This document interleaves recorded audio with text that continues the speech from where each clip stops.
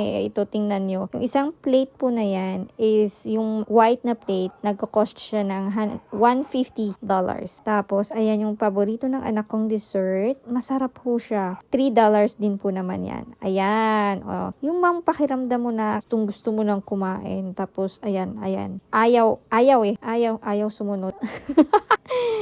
Pero masarap. Mahilig din palang kumain yung anak ko ng sushi. Kaya dito na lang kami kumain. O, ayan.